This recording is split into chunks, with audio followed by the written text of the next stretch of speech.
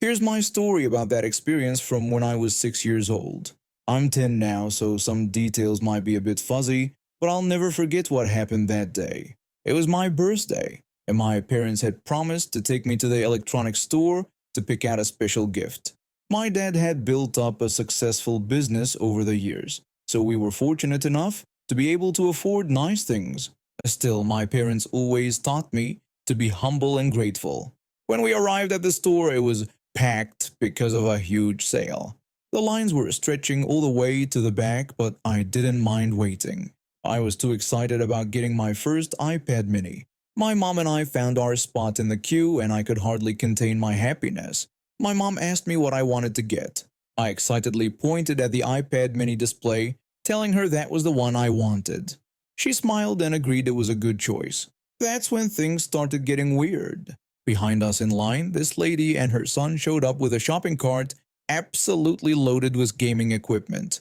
They had everything: a fancy monitor, a gaming computer, an expensive keyboard, and these really nice headphones. The son looked about 13 or 14, and right away I could tell he was trouble. Without any warning, he suddenly shoved me aside, calling me a tiny witch and telling me to get out of the way. I was shocked. I'd never been pushed by a stranger before. My mom immediately went into protective mode, angrily confronting him about pushing her child. The kid just repeated his insult, telling us to get out of the way and calling my mom a witch too.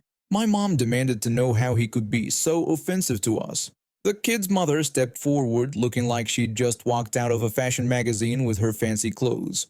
She defended her son, calling my mom an ignorant witch and claiming her precious child hadn't done anything wrong. My mom had enough and called for the store manager. When he arrived, Karen completely changed her story. She accused my mom of trying to molest her son and demanded all their shopping for free as compensation. The manager explained that he would need to review the security camera footage before offering any compensation. Karen must have realized she was caught in her lie because she completely lost it.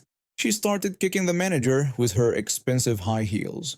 Then she signaled to her son, who joined in with his fancy sneakers. They actually managed to knock the manager down, and Karen started hitting him with her handbag. The poor manager could barely defend himself. Thankfully, my mom had already called the police. They arrived just as the kid delivered a brutal kick to the manager's ribs, sending him crashing to the floor. The manager looked like he was about to pass out. When the police officer asked Karen why she was beating the manager, she pointed at my mom and the manager, accusing them of trying to physically abuse her son. The police had already sent someone to check the security footage. The store had recently upgraded their system with high-definition cameras that captured both video and sound perfectly. It didn't take long for the truth to come out. The officer radioed for his colleagues to arrest both Karen and her son immediately. When they were being led away, the police asked my mom and the manager if they wanted to press charges. They both said yes without hesitation. I later found out that Karen got sentenced to 2 years in prison for assault. I never heard what happened to her son, but I hope he learned something from all this. The store manager recovered, and to make up for everything that happened, he gave me a discount on my iPad mini. Not that it made what happened okay, but at least my birthday ended on a slightly better note.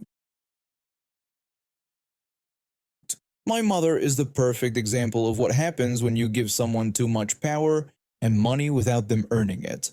She married into wealth and turned into the most insufferable person you could imagine.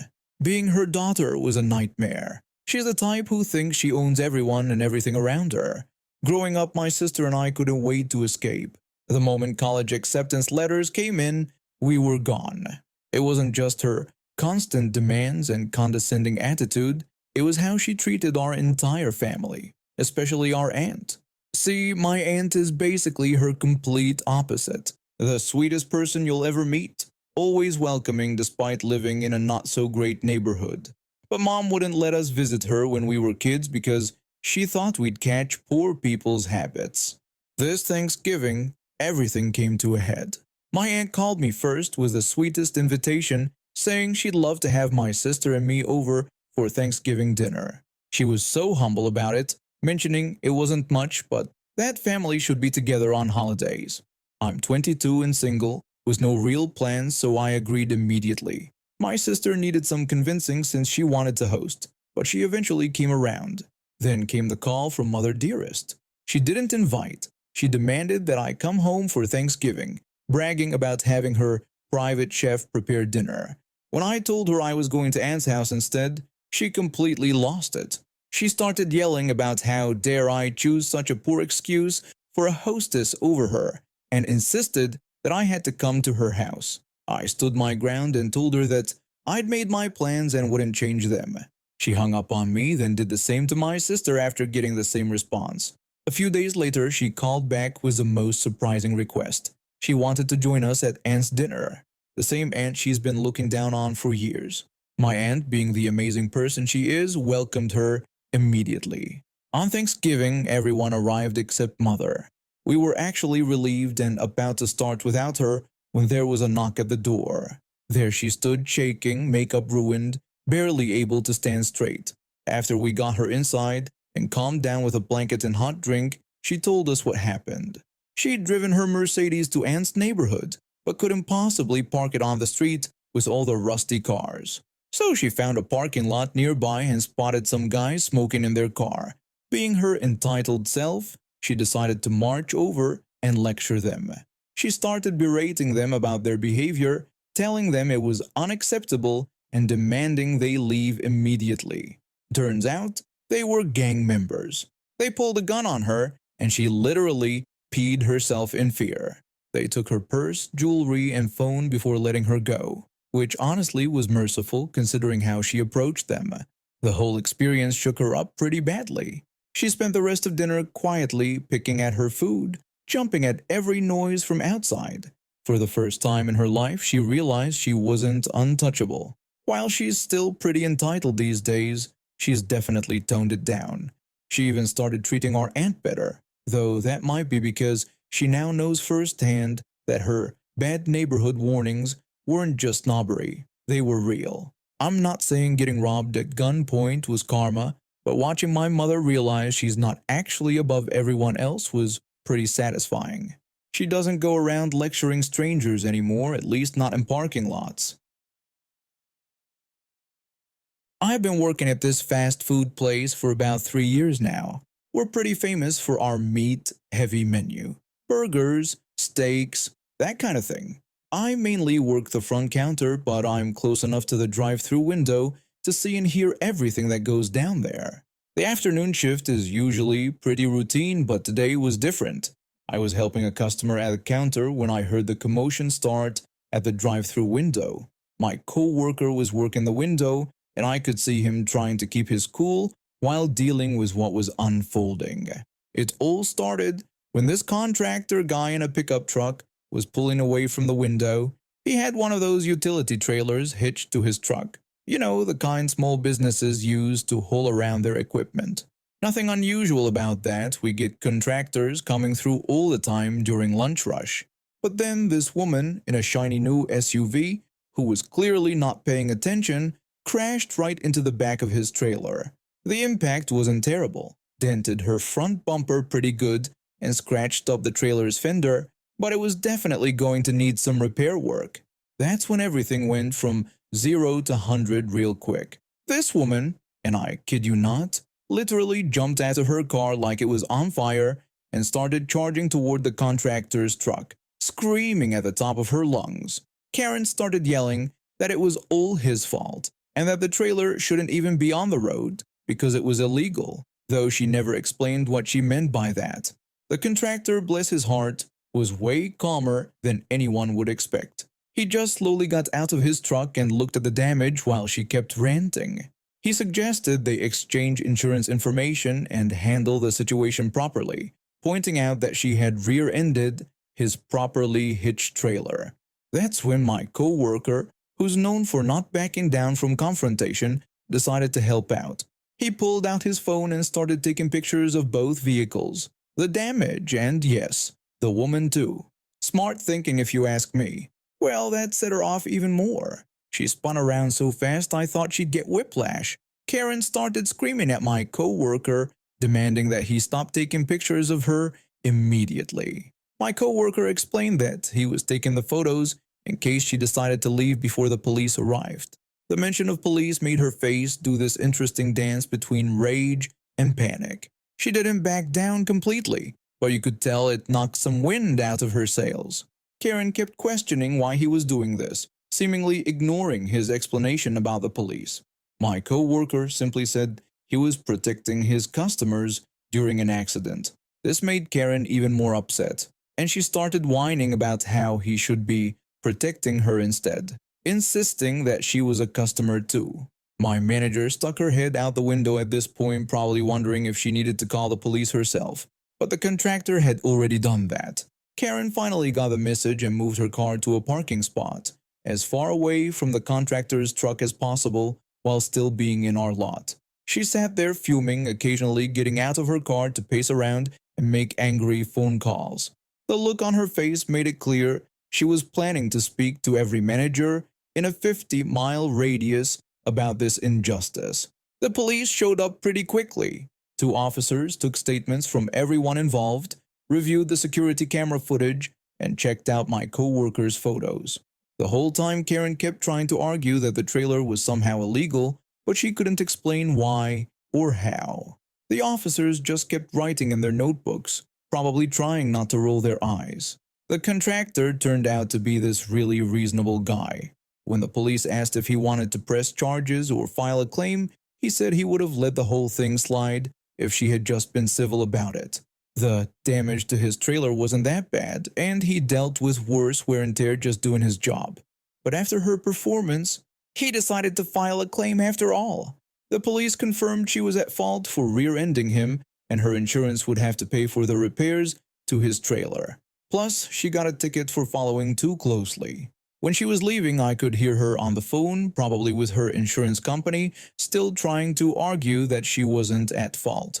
But the photos my coworker took, plus our security camera footage, told a different story. The contractor gave my coworker a thumbs up as he left, and things went back to normal. Well, as normal as they can be in fast food. At least we all got a story to tell at dinner. I work part-time at a local shop, and yesterday I had one of those experiences that make you question how entitled some people can be. But first, let me give you some context. My family has this close friend who I've always had to call Aunt even though we're not related. She has a teenage son who's on the autism spectrum, and while she's usually nice, she turns into a complete Karen when it comes to him. I've always had to call him cousin too, though again, no actual relation there. So my aunt and her son were staying at our house for a few days before their vacation. The son is 16 and quite smart. He speaks almost 3 languages, but can be childish sometimes. On this particular day, they arrived before my friend was supposed to pick me up for work. While we were sitting in the living room, I handed him my phone to play some games. Meanwhile, his mom was going on one of her usual rants. She kept complaining about how social networks were terrible, full of predators and liars, and how nothing good ever came from them. Of course, this didn't apply to her precious Facebook account. When my friend arrived to pick me up, I was so eager to leave that I completely forgot about my phone. I didn't realize my mistake until several hours later. When I got back home, Karen was waiting for me, practically fuming. I could hear her son crying in another room. My phone was sitting on the table, and my family was giving me these weird looks. I asked what had happened, and she responded by shoving my phone at me. That's when I discovered the chaos. My Facebook account was suspended. I was banned from a discussion group on Reddit. My Discord account had gotten me kicked from a server. I had angry messages from friends telling me someone was using my accounts to start arguments. Turns out, while his mom was oblivious to the fact he still had my phone, her son had gone through all my social media apps. He subscribed to various accounts related to his favorite book series and started arguing with people about plot points. When he got banned from the Reddit group, he tried begging the moderators to reverse it. When that didn't work, he went to Facebook and started insulting people who disagreed with his opinions about the book. He even tried getting support from other platforms, which only resulted in more people getting angry at me. Karen was angry at me. She started yelling that it was all my fault and that now her son couldn't enjoy his favorite book anymore because of the terrible experience he had. When I pointed out that he was the one who got my accounts banned and suggested he could just make his own accounts if he wanted to discuss the books, she completely refused. She contradicted herself by insisting that while social media was evil and dangerous, I needed to get him unbanned because this made him feel unwelcome. When I questioned the logic of saying social media was evil while wanting access to my accounts, she just demanded that, while he couldn't have his own accounts, he should be able to use mine and that I needed to fix this right away. My family understood my side, but since the kid was upset, I tried to fix things. Facebook was a lost cause. The Reddit moderator thought I was making up excuses and being immature. The Discord moderator was actually understanding after I explained the situation. The people on other platforms were split between being sympathetic and thinking I was just being a jerk. Karen's still convinced this is all my fault. She thinks I'm lying about not being able to get unbanned and that I'm just being mean to her son. Knowing her, she'll probably hold on to this belief for years, just like other situations in the past. The story did have a silver lining though. Later that evening, her husband called me to apologize about what happened and promised he would talk to both of them. A few days later, we discovered what really triggered this whole incident. The son had apparently called one of his friends when he got access to my phone. This friend thought it would be funny to tell him to start arguments online. When the ban started happening, this same kid encouraged him to complain on other platforms and antagonize the moderators. After we explained to her son how hurtful his actions were, he felt terrible and wanted to apologize. I helped him reach out to everyone he had argued with, and most people were understanding, except for that Reddit moderator who still wouldn't budge. When I called his dad to update him on the apology situation, he told me they'd gotten to the bottom of it. He explained that they had banned his son from talking to that friend unless there's supervision, saying that kid had been nothing but trouble. He also assured me not to worry about Karen, as he'd had a long talk with her about respecting other people's property and taking responsibility. The son ended up grounded, but more importantly, they finally addressed the real troublemaker, that friend, who'd been encouraging him to misbehave. And well, Karen's still giving me the cold shoulder, but at least her husband made sure there would be no more borrowing of my phone in the future.